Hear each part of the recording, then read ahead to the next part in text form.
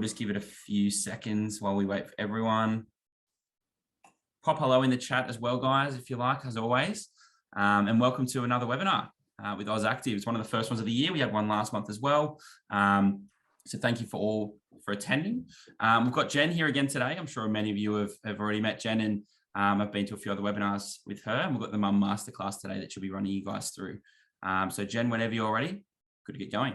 Thanks, Luke. All right. Hey, I'm loving all these hellos. What I would also love, I know some of you are putting where you are, in the chat box, pop where you are. And also I love when you guys give me a word to let me know how you're showing up today. And the word does not have to be a positive word. So if it's been an absolute nightmare to sit down at 1 o'clock and learn something, it is okay.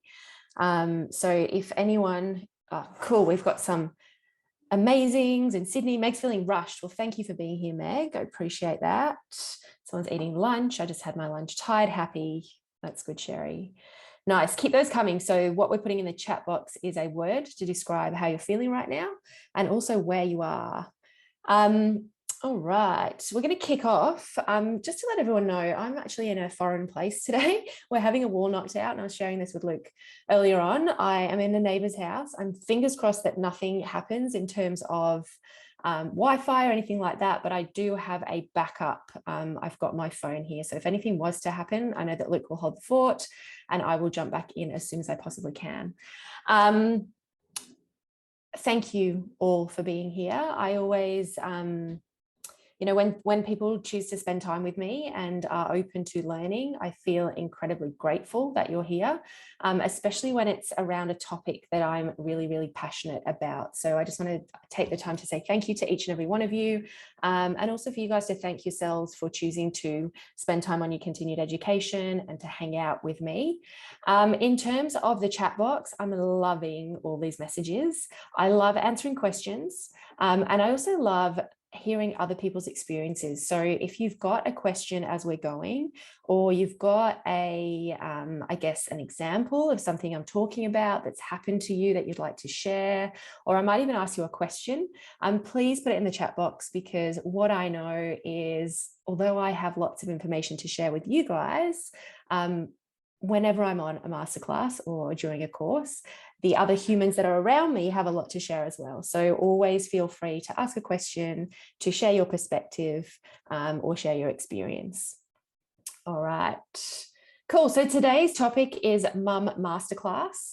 We're talking about adapting your current training plans for your mum clients. Now, I can't see you guys, but there will be some times where I'm going to ask you to maybe stand up and do something if you're able to. If you're not, that's absolutely okay. I know some people listen in the car or whatever's going on, but if you're in an environment where you can stand up and you can actually do something I'm talking about, I'll give you the cue as to when to do it, and then you can join in. All right, so just a little bit about me before we get going.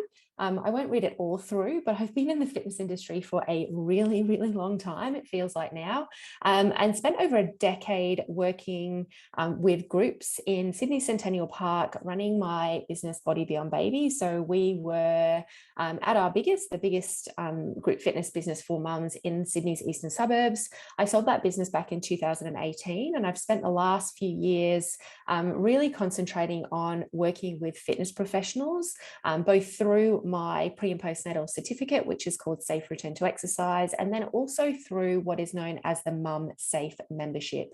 So Mum Safe is a website where mums can go to find a fitness professional that knows how to work with mums. So they have to meet certain criteria to be on that website. And in the back end of that, we support fitness professionals with their ongoing education in working with women and mums. So over and or beyond the Safe Return to Exercise. And we also help them to grow a really, really good business. So because we know that they can't have the impact out in the world that they want to have and work with as many mums as they can if their business is not rocking either. And I know there's way too many tired, worn out fitness professionals out there. So the business side of stuff is really important. I speak at lots of different conferences when we can get to them, and have won a bunch of awards. So if you guys have ever considered entering any of the awards, definitely put that in your to-do list and keep an eye out for the dates this year when Oz Active release them. I write for lots of different publications. I have a book called How to Love Your Body as Much as Your Baby. And I sit on the board of AusActive. And I've just realized I thought I'd updated my slides and I didn't. I put Fitness Australia. So I apologize for that. And we'll update that at the end of the session. I also do some business coaching for a company called Dent Global, which allows me to play with my business skills outside of the fitness industry, which is always challenging and good. Okay, so I have 2 key missions in the world. So mission number 1 is to ensure that all women are looked after safely and effectively once they become a mother.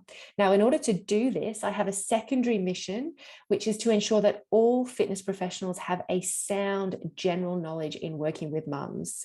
And I truly believe that creating collaborations across industries and within our fitness industry is the best way to make sure mums have the best possible outcome. So being able to be with you guys today in collaboration with AusActive really excites me. And I guess MumSafe is that place of collaboration across all fitness professionals that are working with mums and share this mission. All right, so a little bit of a snapshot of what we're going to go through today. So we're going to go through some quick statistics and help you guys to understand why we kind of need to know this stuff. We're going to talk about who is postnatal. And if anyone's ever been on a masterclass with me before, you know I ask this question a lot, but it's really, really, really important that we understand who are our postnatal women or mums. We're going to talk about building your team and staying within your scope of practice. So scope of practice is something that I really, really believe in. And it's almost a relief when you know your scope of practice, you go, this is my lane. I can really, really get knowledgeable in my lane. And then I can call upon the other people within my team to help support my clients. I'm going to introduce you guys, hi Michael, to the 5 key contraindications. So these are 5 contraindications that I've seen show up time and time again after over a decade, 15 years now of working with mums. We're going to talk about training to the weakest link, and of our 5 key contraindications, we're going to drill down into 2 of them. I may touch on the other 3 if we have time, but I'm just aware of time. Then we're going to talk about changes and checks for those contraindications, and then potential risk factors if we don't know this stuff. What I would like to say to you guys is we don't know what we don't know. So whenever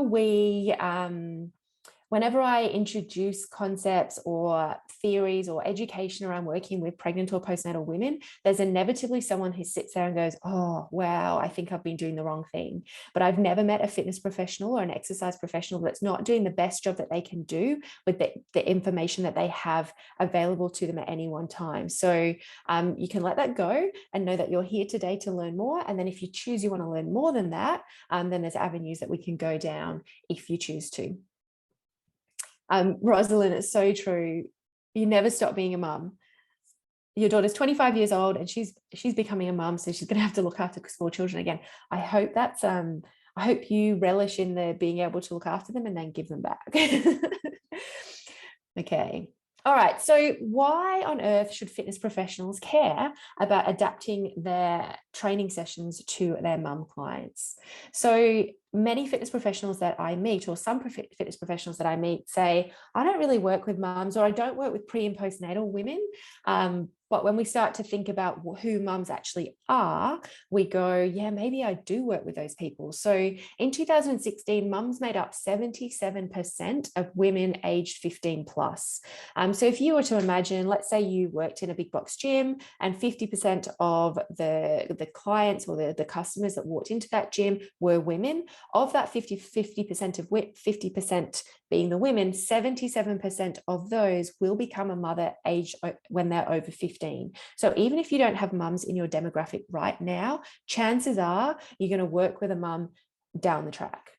80% of those women make up 80% of those who report living with incontinence. Now, I actually think that figure should be a little bit lower because I do think it's more taboo for men to report living with incontinence, but it's still a very big statistic that we need to make sure that we're taking notice of as fitness professionals. So if we have 80% of the people who report living with incontinence are women, I can guarantee that there's a few women in your training sessions that are leaking, and maybe you're not asking the questions, or they're not disclosing to you because we've not yet learned to have those conversations that we're, to start those conversations, or to create a safe space for people to go, you know what, that's me, I need a different exercise. A lot of women will suffer in silence if we don't create that safe space. Half of all women who've ever had a baby will experience a prolapse.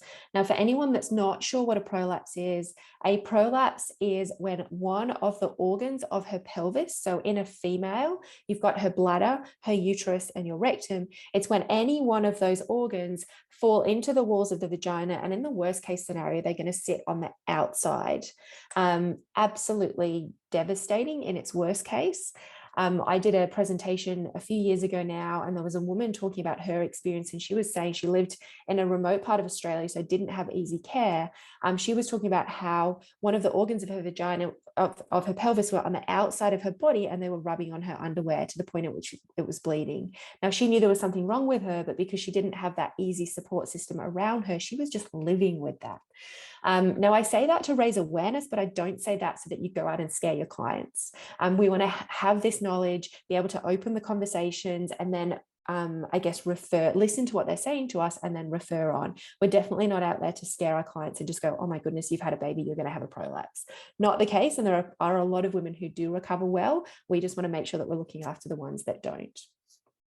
The other statistic here is 1 in 3 Australian women experience pelvic floor dysfunction. So when we talk about dysfunction, we're not just talking about a pelvic floor that can't contract enough to keep her continence. So let's say that's a I hate the word loose, a loose, weak pelvic floor that does not have enough ability to completely contract. We also have women who have pelvic floor dysfunction that shows up in other ways. And these may be women within your sessions that have actually never had children. So you may or may not have heard of a term called hypertonic pelvic floor. Now, a hypertonic pelvic floor is one that is overactive. Now, an overactive pelvic floor is one that can't release enough. So basically it's too tight. The problem with saying that sometimes women that have a hypertonic pelvic floor are told that their pelvic floor is too strong, which I was told after my first baby that my pelvic floor was too strong, which is why it was hard to push him out. And I kind of walked out going, oh yeah, my pelvic floor is too strong, and thought that was a good thing. It wasn't too strong, it was too tight. A tight muscle is still a weak muscle because it's not able to go through that full range of motion. So imagine you've got your bicep. We all know that to strengthen our bicep in the best possible way, we need it to go from complete extension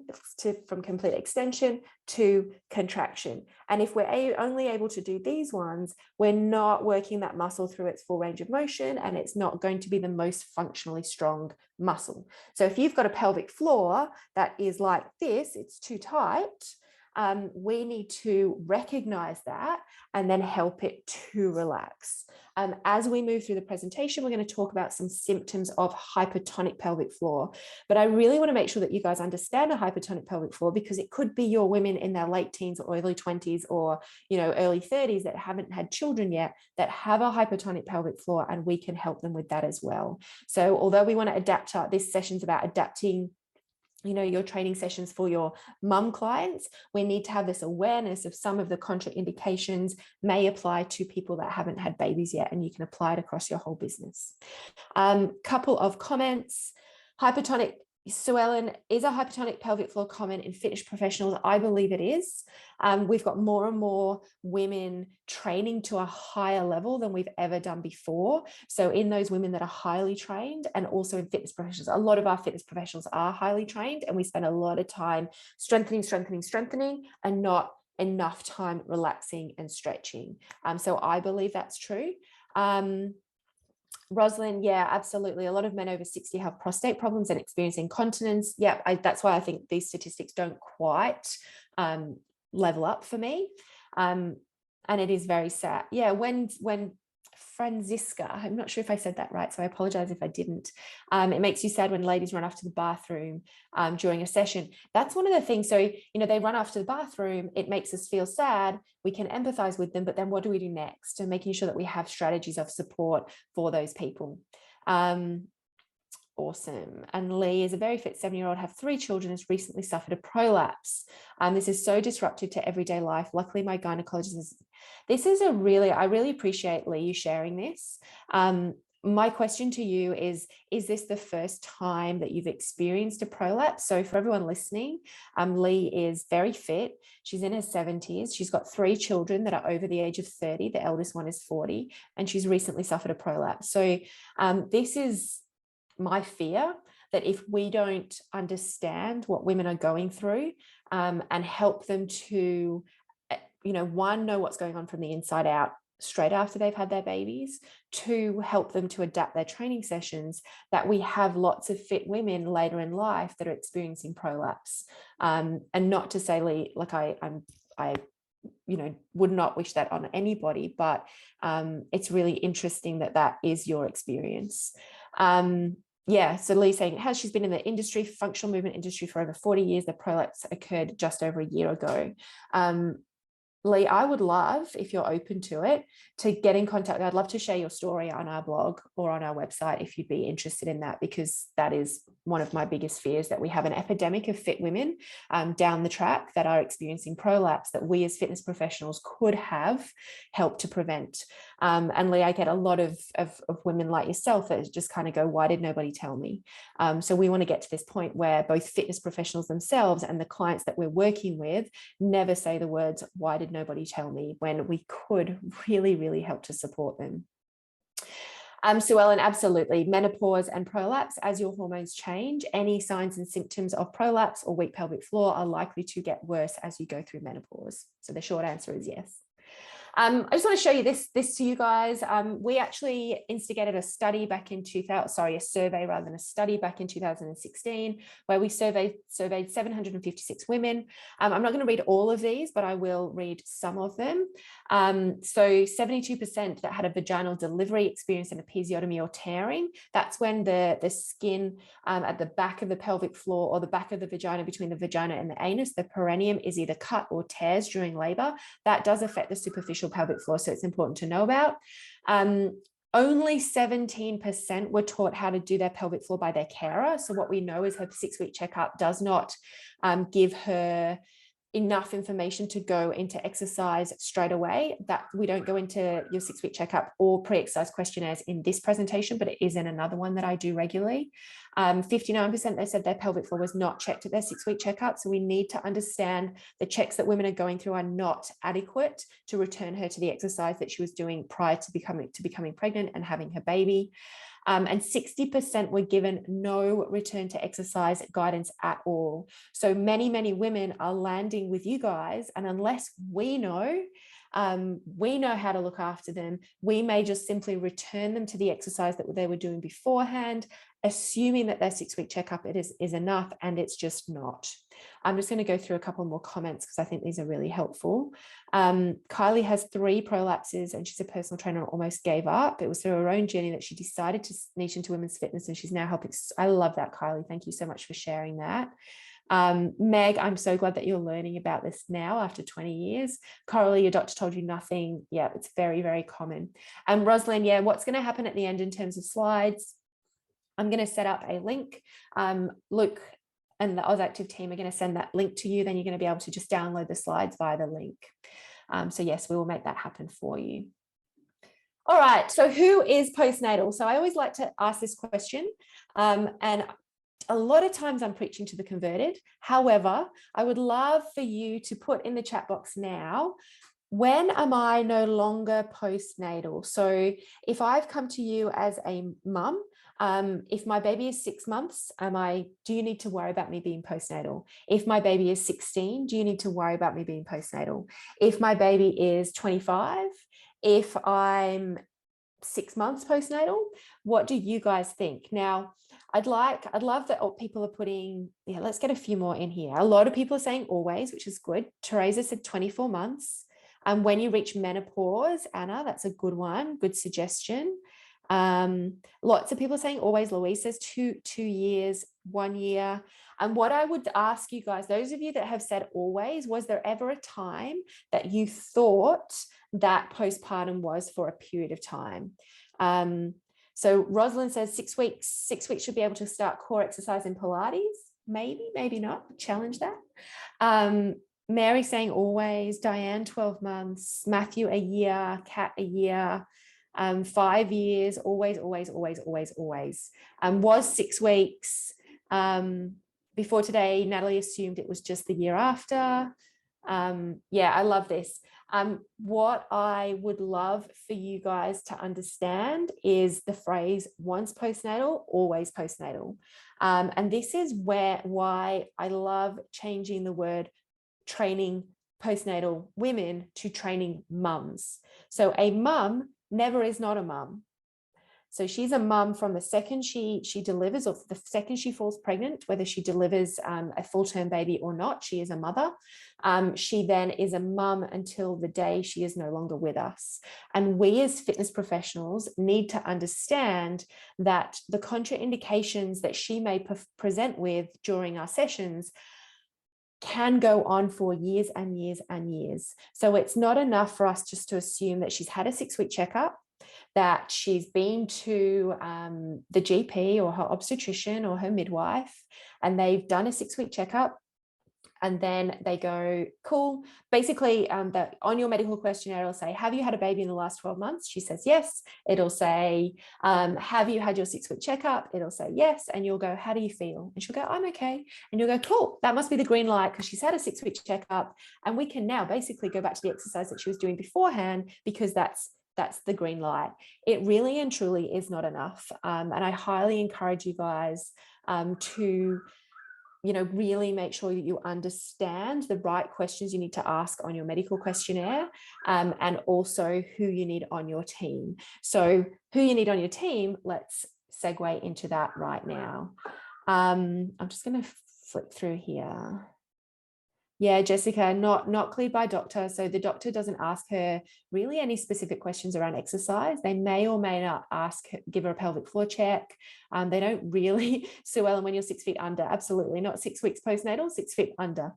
Yeah, so doctors, obstetricians, anyone like that, they're not checking to see what exercise she's ready for, which is kind of ironic. Like if any of our clients had an ACL injury, they'd be given a pathway of, I guess, of rehab and care. And yet we have women, and I know that pregnancy is not an injury, but lots of women potentially suffer birth injuries, or they'll have a C-section, which is abdominal surgery.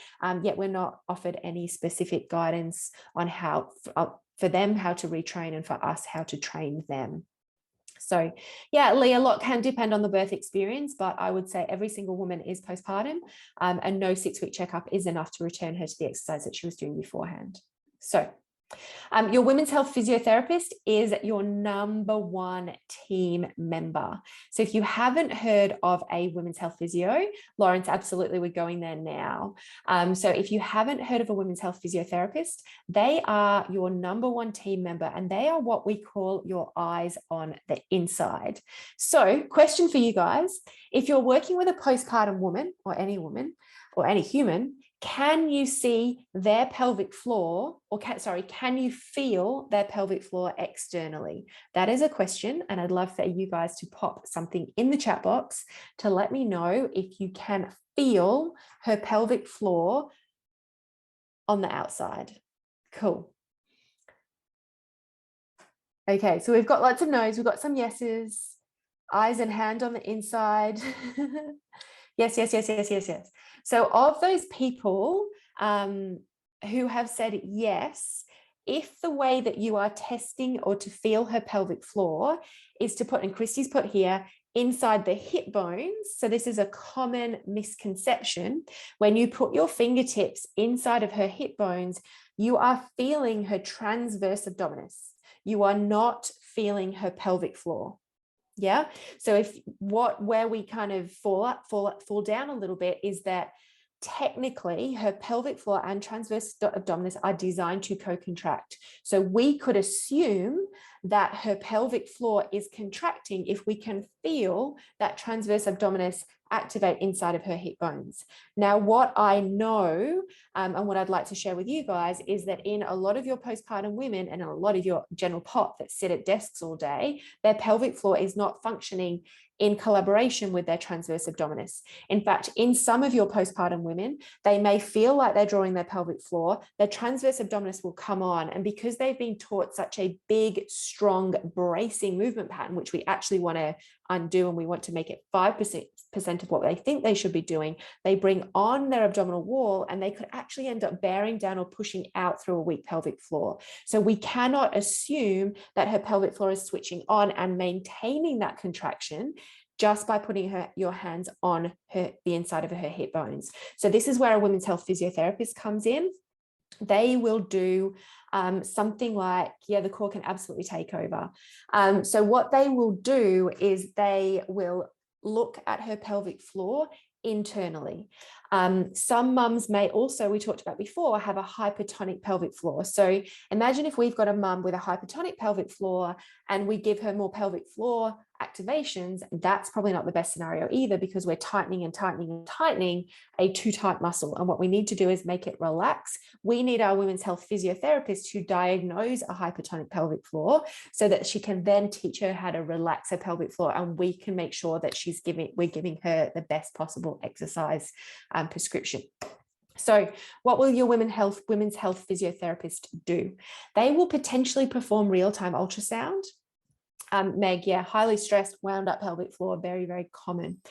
Real-time ultrasound, for those of you that have seen people announce their pregnancy on Facebook, they show you the photo of the baby in her stomach.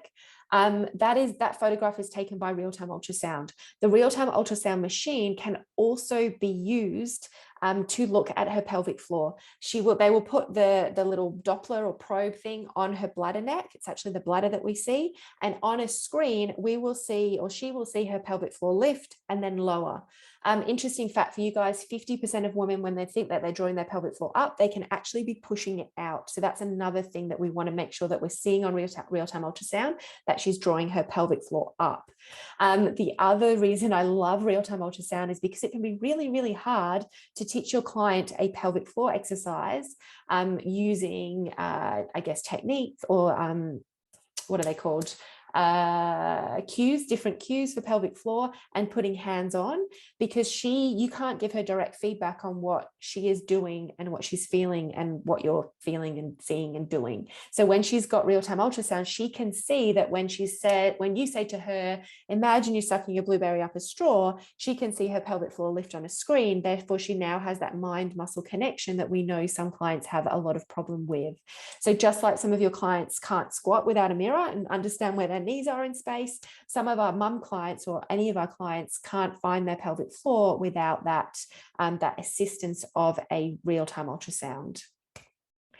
The other thing that your women's health physiotherapist may do, or we hope that they will do, is an internal examination. So real-time ultrasound is great for your clients to see, and it's a great initial check, but your client really, your physio really needs to do an internal examination to check for prolapse. They also do a measurement called GH plus PB, which is done on Valsalva, and they bear down or push out, and that measures the length of her pelvic floor. So the longer her pelvic floor is, the more at risk of prolapse she is, and they're checking everything that we can't see.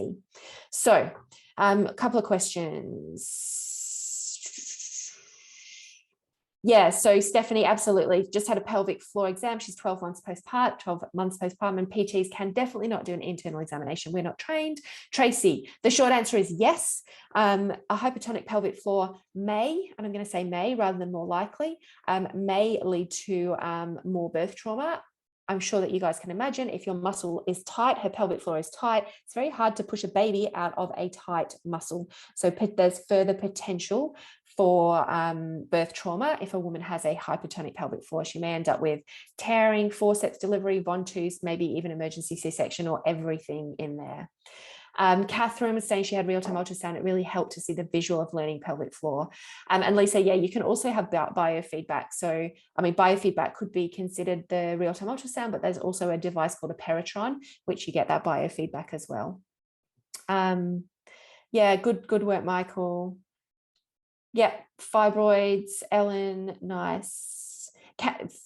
Francisca, I hope I'm saying your name right. Can they do it without internal examination at all? They can do real-time ultrasound. They can't assess the inside. So there's various reasons why clients may not like an internal examination. Could be some kind of trauma, you know, whatever it may be. And we need to respect that. I love physios with real-time ultrasound because it's a really easy way to get them to go. And then physios can further explain the benefits. So, you know, us starting to plant that seed, explain the benefits of having the pelvic floor assessed, and then ease our clients in the best possible way.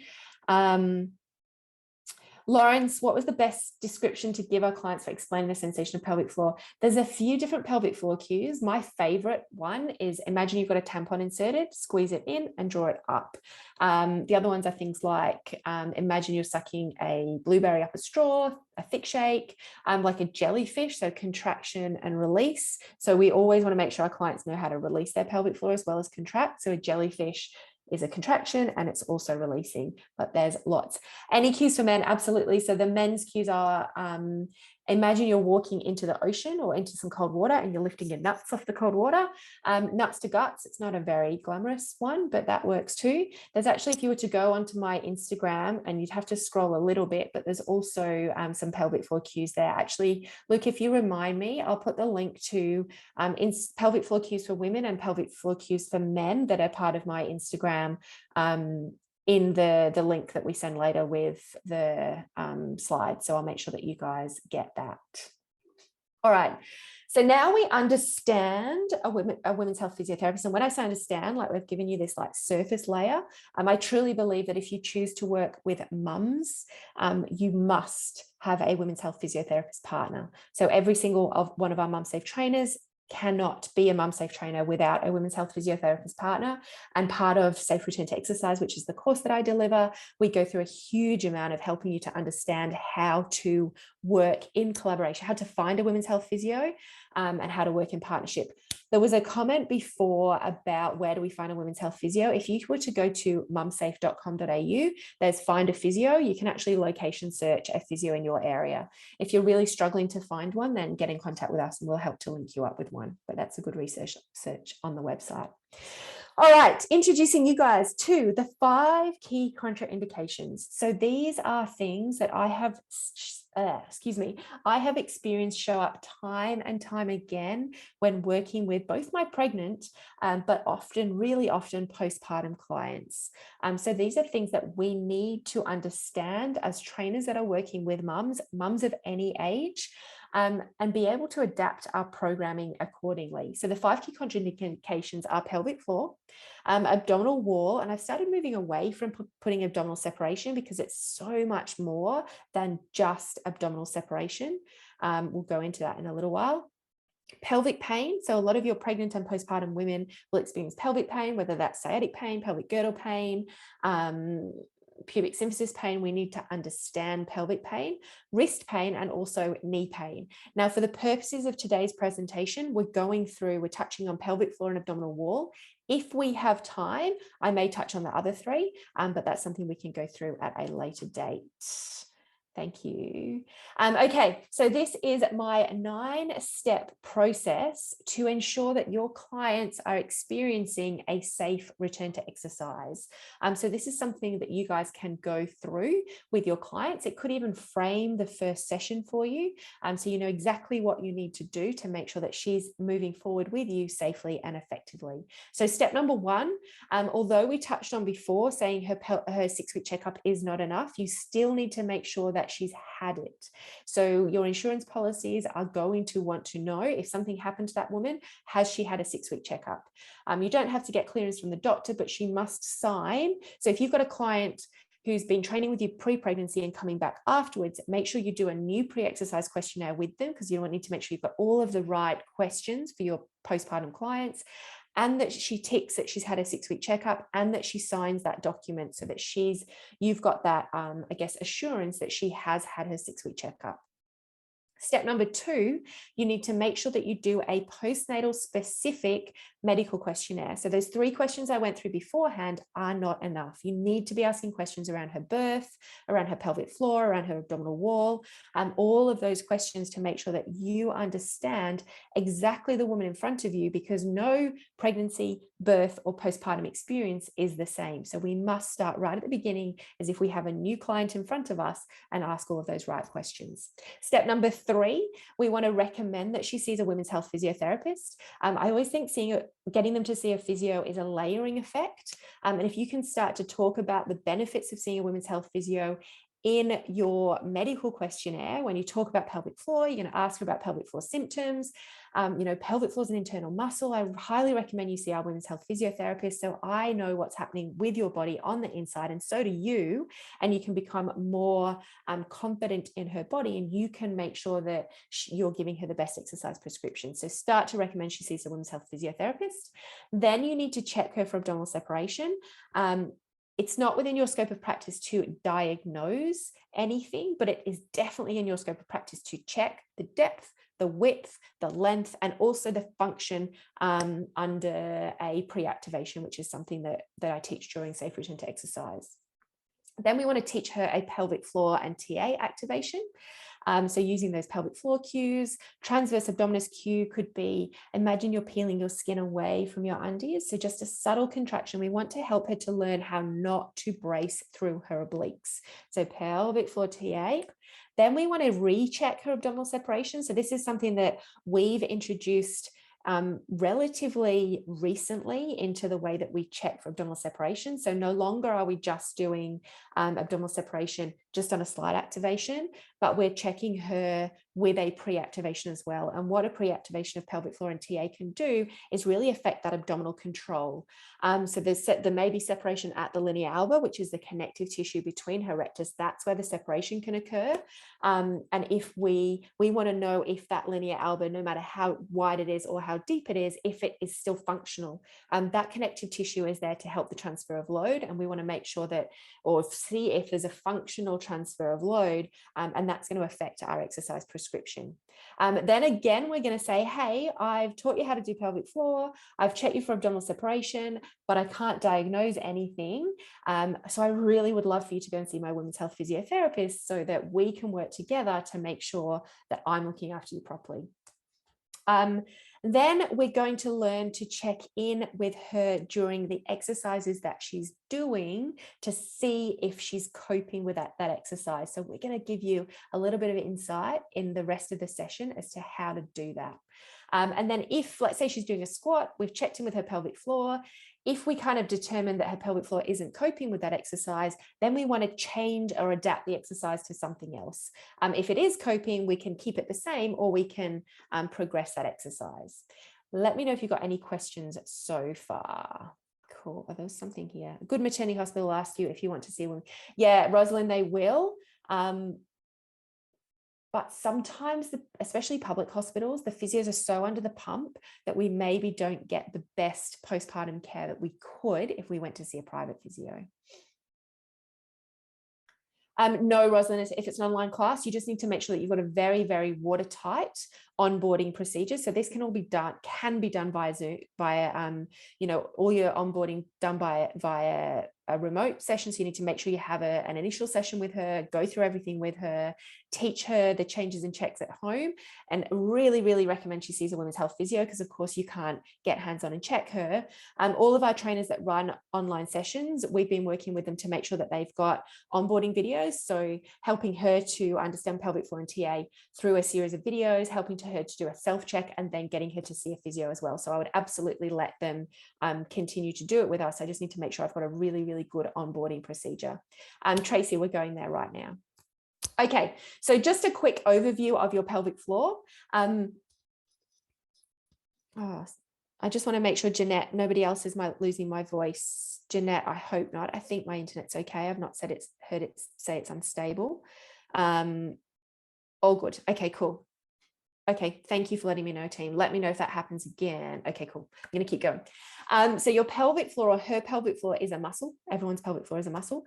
It is a funnel that supports the organs of her pelvis. Now, it is broken into two groups. So you have the superficial pelvic floor and you have the deep pelvic floor. We're not going to go deep dive into that today, but your superficial pelvic floor sits around the entrance to the vagina, and it is responsible for helping her. Well, it's responsible. It has to work well in order for her to have an orgasm. Her deep pelvic floor is the pelvic floor that's really supporting those organs and making sure they're in the right positioning. When you have an episiotomy or any tearing of the perineum, it does affect the superficial pelvic floor. Does not tell us anything about the deep pelvic floor. So just a little overview on pelvic floor. This gives you a good insight into this. Let's say the boat is the organs of the pelvic floor. These ropes here are the ligaments that hold the organs of the pelvic floor off her pelvis. So the organs of the pelvic floor are hanging, I guess, from her bony pelvis. And then the water here is the pelvic floor that is supporting those organs inside the pelvis. So this is a dock. When the pelvic floor is not functioning well, or when we fail to ask her if she's aware of her pelvic floor during an exercise, and then keep giving her that exercise, if that pelvic floor is not able to come up and support the organs in her pelvis, the organs are strung by ligaments. Now, ligaments are not like muscles. They are a passive structure. And over time, if her pelvic floor isn't supporting those organs, the ligaments stretch and stretch and stretch. The organs sit lower down in her pelvis. And that is where we may end up with a prolapse. So that's a very, very, very quick overview of what could happen if we're giving her exercises that her pelvic floor is not able to, I guess, support. I'm going to go through this super quick. Symptoms of a weak pelvic floor for you guys. So can you pop into the chat box, symptoms of a weaker pelvic floor? Dale, ligaments, look, can they tighten over time? If we are able to keep them short, then they may be able to regenerate over time. If they're lengthened, very unlikely that they're going to shorten and regenerate. Cool. So symptoms of a weak pelvic floor. Bladder or bowel leakage, incontinence, feeling of dragging or heaviness, lots and lots of great symptoms coming through in the chat box. Keep them coming. Anything bulging into the vagina, maybe a weak pelvic floor and a prolapse, not being able to hold in a tampon, or lack of sensation or ability to orgasm. Symptoms of a hypertonic pelvic floor. If you guys want to pop those into a chat box now, you can do. I'm flying through things today, but I wanted to give you guys a lot of insight and then some checks. So symptoms of a hypertonic pelvic floor, there's a lot of symptoms of a hypertonic pelvic floor. I do want you guys to understand though, that she may also report incontinence. So we can't assume that if she has a hypertonic pelvic floor, if she's leaking, that she just has a weak pelvic floor and you need to strengthen it, which again is why we need to see a women's health physio. But if she's leaking and she also has recurring UTIs, if she has back pain, if she has hip pain, if she has pelvic pain, we might start to go, maybe that's a hypertonic pelvic floor, not just not a weak pelvic floor. So I'd like everybody just to stand up quickly. Can everyone stand up where you are? What I would like you to do, or you can do it in seating if you are able to, is I'd like everybody just to do a very quick contraction of your pelvic floor. So contract and then relax, or relax and then contract. So sitting there, sit up nice and straight, take a natural breath in. As you breathe out, draw pelvic floor in and up. So imagine you've got a tampon inserted, squeeze it in and draw it up, hold it there. And when it's at the top, I'd like you to just go out and in. So super quick, release and contract. So what we can do, if we understand how to teach a pelvic floor contraction, and we know we've sent her to a women's health physiotherapist, we know that she is aware of her pelvic floor. We know that her pelvic floor can activate. What we can do during an exercise is a very, very quick release contract. So let's say I was standing up, I go down into a squat. I'm at the bottom of my squat, at the hardest point of a squat. We want to go release, contract, super quick. What we don't want to do is say, just relax your pelvic floor at the bottom of a squat. We never want to leave our client with a released pelvic floor at the hardest point of the exercise, but we do want to make sure that she has got awareness of her pelvic floor at the hardest point of the exercise. So let's say she's down in a bodyweight squat. We just say to our class, everyone in front of us, someone asked a question earlier on about how you check things in a group. Talk to the group, educate your whole group. So we're going to do a squat now, team. Let's go down into our squat. Just pause at the bottom. I'd like you to do a very quick release, contract. Sue Ellen, Christmas lights on, off. I love it. Release, contract. And then she can come out of the squat.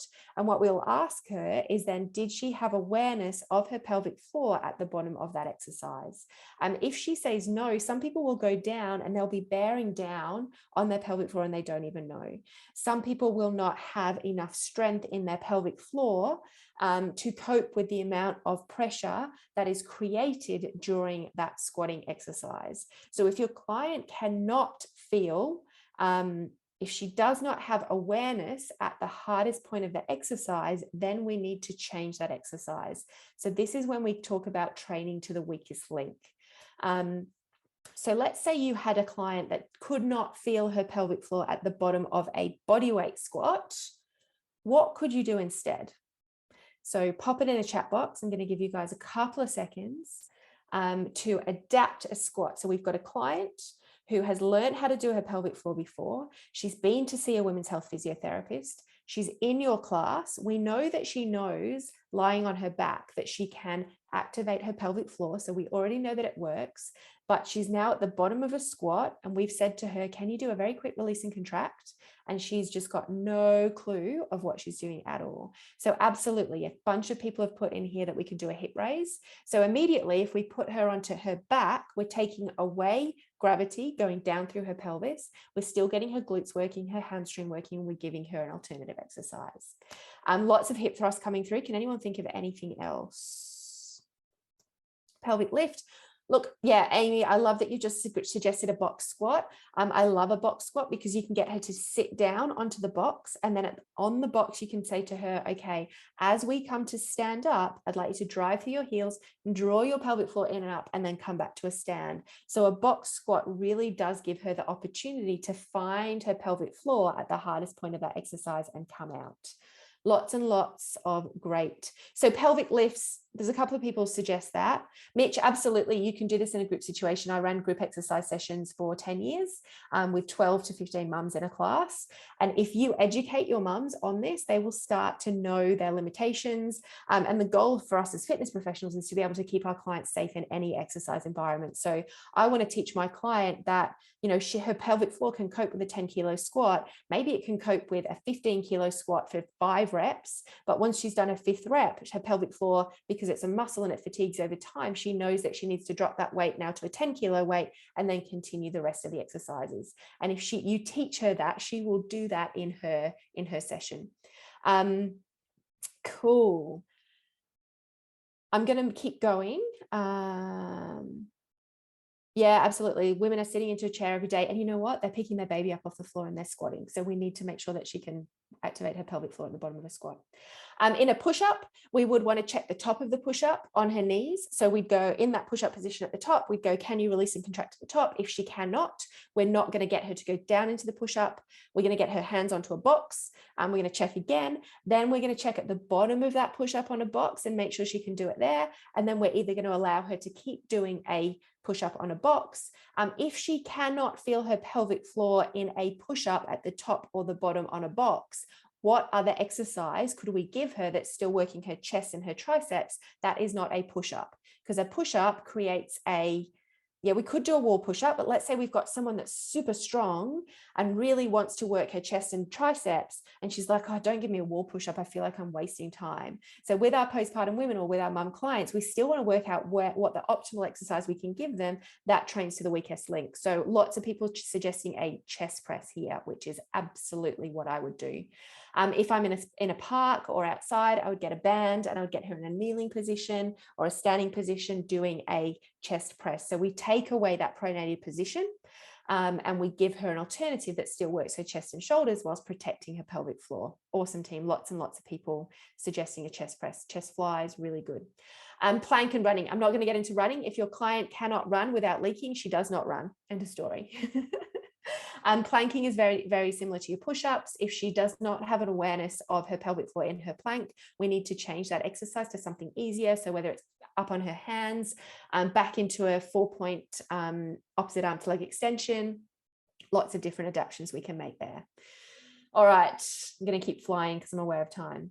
So let's move into abdominal wall. How many layers of abdominal muscles do we have? So just pop in your chat box very, very quickly. How many, Michael, question about running. You want to get them to see a women's health physiotherapist, go through a period of rehab to make sure that they can then build up their running, start running to make sure that they can do it without leaking. Keep an eye out. We're releasing Safe Return to Exercise, the running edition, very, very soon. All right, so the question is, how many layers of abdominal muscles do we have? Lots of people saying 3. Lots of people saying 3. Lots of people saying, no one's even going to give me the right answer. Does anyone want to try again? Oh, all right, Brett, well done, nice. We've got 7. Jeremy's got 7. All right, so Brett and Marie are on the ball. We've got 4 layers of abdominal muscles. So,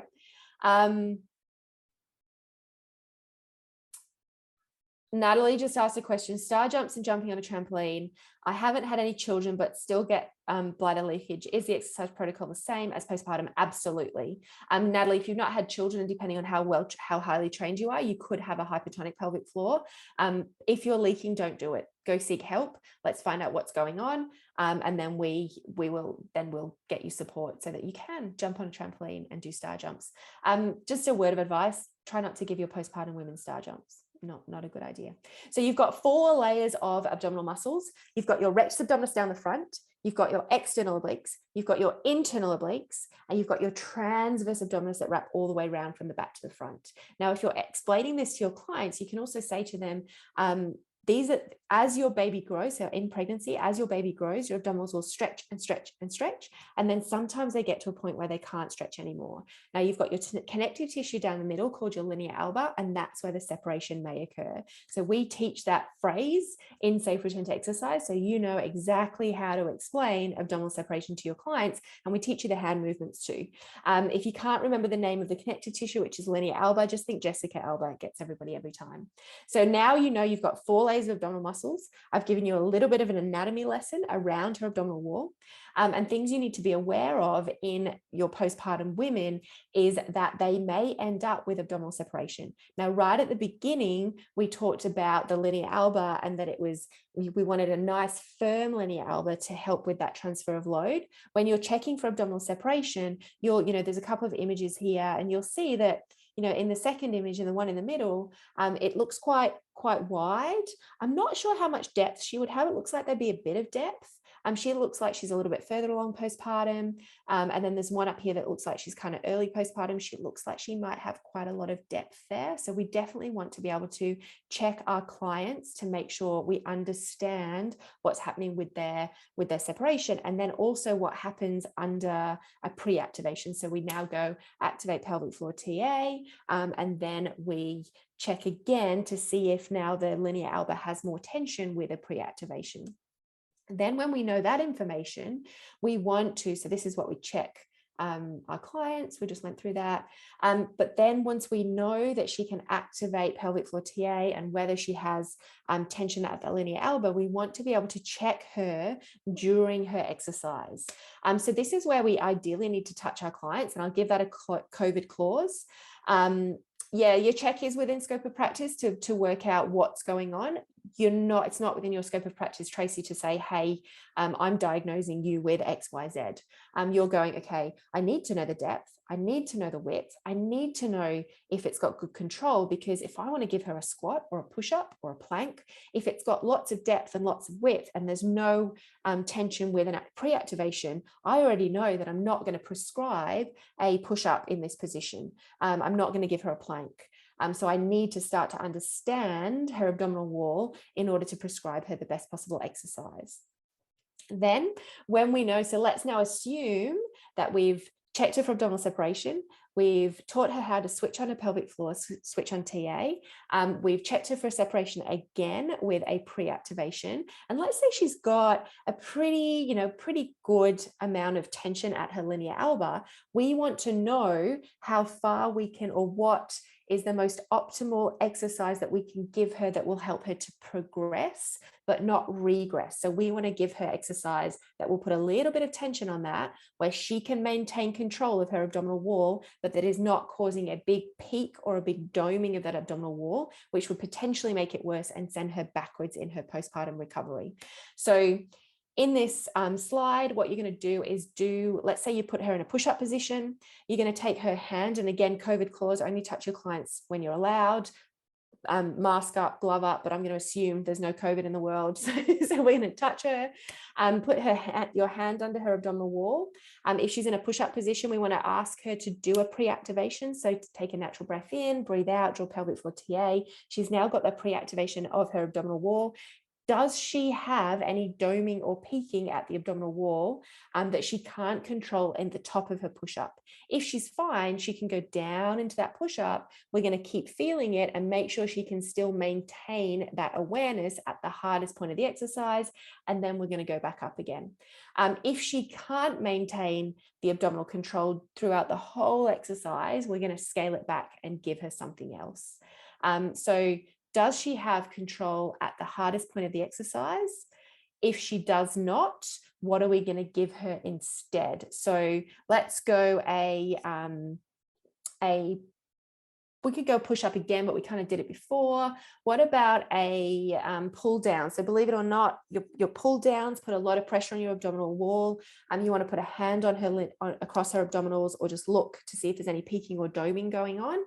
If there is, we need to change the exercise. So what could we do? Either changing the exercise or adapting the exercise if it's too much for her abdominal wall during a lat pull down. Yeah, we could definitely change to a banded seated row. That would really protect her abdominal wall. Good one. Horizontal, so we could lay it down, Meg, on her front. Is that what you mean? Band pull apart, seated row. We could drop the weight. So we could just drop the weight. We could use time under tension in order to achieve the overload that we want to. But the most important thing is that we're going to make sure that she can continue with the exercise with good abdominal control. So we can remind her about pelvic floor TA, that pre-activation, but we need to cut the exercise when it is causing too much doming or peaking. So the thing I'd like you guys to walk away with today is remembering to always train to the weakest link. So if she's got an abdominal wall, if she can do chin-ups, but during those chin-ups, you can see or feel her abdominal wall doming, we don't do it. If you've got a client that can deadlift 80 kilos, but during that deadlift, she's leaking, we don't do it. We're going to scale it back, train to her weakest link, and then work out how to progressively overload so that she gets stronger and not weaker over time. Nearly there, like 2 slides to go. I'm watching the time. There's a lot to get through today. All right, so what if we don't know this stuff? And what if we just go, that all feels too hard. We're just not going to bother. So undiagnosed pelvic floor dysfunction and or prolapse that gets progressively worse. So you've not asked the questions postpartum.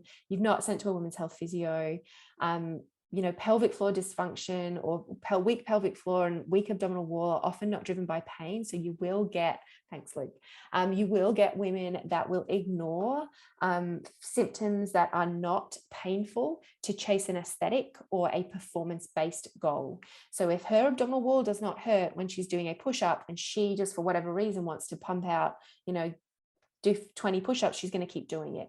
If you're giving her a heavy deadlift and she's leaking every time, it's not painful. So unlike somebody's knees, their wrists or their pelvis, which we don't have time to go into today, but those 3 other contraindications that I talked about earlier on in the session, they at least have a pain trigger. Now, I know pelvic floor can be uncomfortable. So Ellen, it may not even be messy. Like she may just feel a heaviness in her pelvis that she just ignores. She's like, oh, that doesn't really feel right, but I'm chasing an aesthetic goal. Maybe she wants to get her body back, which I don't agree with that terminology either, but that's potentially a conversation for another time. So we just want to make sure that it doesn't get progressively worse. Women that don't talk, we just touched on that. emotional well-being, sexual health, relationships. So when a woman's body is not functioning in the way that it used to, or in a way that makes her feel good, that affects her mental well-being, her emotional well-being. It affects her sexual health. So if you've got a woman that her pelvic floor is not functioning properly, she doesn't orgasm anymore, she already feels like her relationship is broken, we've got a big recipe for disaster in both her own well-being and also in her relationship. And we don't know what we don't know. And I think we had a great example right at the beginning of today's session. We've got more and more women exercising to a higher level than they've ever done before. And we don't know what's going to happen to their body in 10 years' time. But the cool thing is when we work together, we have this huge opportunity to make a massive difference to our clients, mums, friends. No mums that I know or that I've ever worked with don't go on to share the information that I've given them with their communities, and we can support. I have clients that they go tell their mum, and then their mum gets the support that they never got, which is really exciting. I'm just going to go through. So we had a little quick recap of today. So we've been through some statistics. We've talked about who is postnatal. We've talked about building our team. Please, if you do nothing else apart from build a relationship with a women's health physiotherapist, you're going to be helping your mum clients. I gave you an insight into the 5 key contraindications and training to the weakest link. We went a little bit deeper into pelvic floor and abdominal wall. We talked about some different exercises that we can do and some checks that we can do to make sure the exercises are okay for your clients. And then we've talked about potential risk factors if we don't do these things. I just want to say a massive thank you. I know I flew through a lot of things, so we kind of scraped the surface, but I think the more that we scrape the surface in these conversations, the more that you guys will choose to go do further education. If you want to come hang out with me, I would absolutely love that. If it, spurs you on to go and do any postpartum education out there, it is a really good thing. If you did want to join me for Safe Return to Exercise, we've got a course coming up in March, and I've just popped a 20% discount, which is there until midnight tomorrow night, for anyone who wants to do that. So you can go to jendugard.com, find your way to the course and use the Oz Active discount code. I might make that go to a little bit sooner, maybe to the end of, what day is it today? Thursday, Friday. I'll hold that out till Sunday, just in case we don't get that link and everything to you straight away. But thank you so much for showing up with me today. Coralie, thank you. I really appreciate that. Wonderful session. She can relate to so much 20 years after her birth. Thank you, everybody. Michael, you mentioned tight muscles during childbirth. Is there any specific stretches you recommend? If they're pelvic floor muscles, they need to be under the care of a women's health physio. Obviously, like adductor stretching, glute stretching, all that kind of stuff can work because it all interlinks with pelvic floor. But if she has a tight pelvic floor, we want to help to release her pelvic floor during pregnancy, so that when she goes into that birth experience, she understands how to relax her pelvic floor, and that is the role of a women's health physio to help her to do that. Amazing. Awesome. Thanks, Luke. Thank you, everybody, for your thank yous. I'm very excited. Thank you, Jen. Thank you. I can see all the comments running through, a lot of praise in there. So thanks everyone for throwing them in. And thank you, Jen, for another wonderful session. My pleasure. If anyone's got any questions, like I said, if you didn't have them answered today, feel free to shoot us an email. And I'm sure Jen is happy to answer any of them as well. Absolutely. Everyone will be getting the slides over the next few days. Cool. If anyone does have any questions that weren't answered, they can flick them through Instagram, and I'm more than happy to shoot back a quick voice message. So cool. Awesome. Amazing. No worries. Thank you, guys. Thanks, guys. Take care. Bye.